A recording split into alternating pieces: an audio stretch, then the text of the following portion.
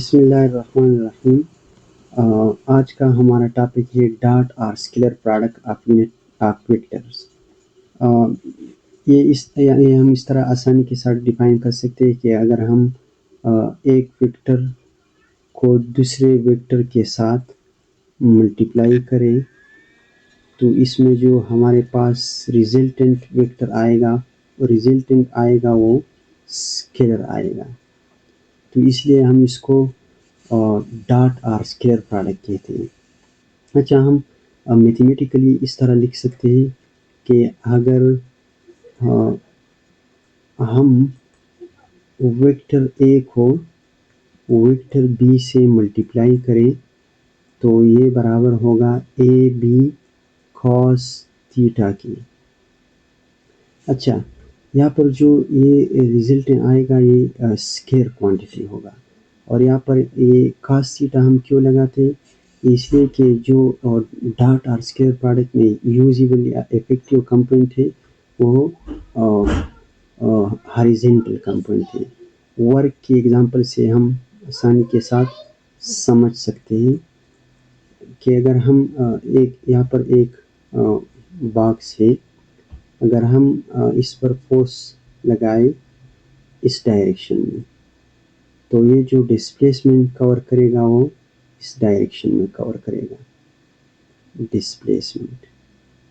اور اگر ہم اس طرح سے ایک پرپینڈیکولر گزارے تو یہاں پر یہ ایک پرپینڈیکولر کمپوننٹ آئے گا۔ تو اگر ہم یہاں پر دیکھیں تو جو یوزیبل کمپوننٹ ہے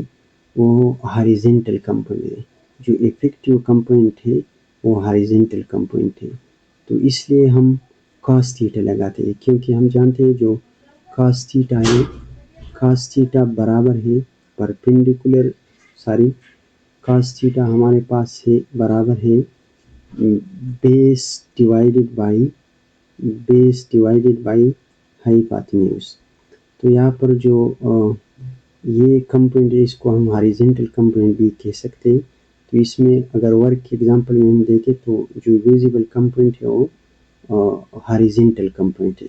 تو اسی طرح افیکٹو کمپوننٹ اسکیلر یا ڈاٹ پروڈکٹ میں سارے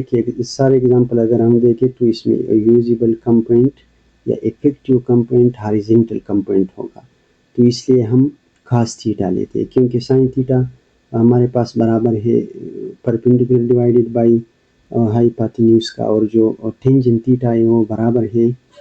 پرپینڈیکولر ڈیوائیڈڈ بائی بیس کا، تو اس لیے ہم ٹریگنومیٹرک ریشو میں ہم کاس تھیٹا لیتے ہیں۔ اچھا، ہم یہاں پر اگر ورک کی میتھمیٹیکل فارم کو لکھے تو یہ برابر ہے ایف ویکٹر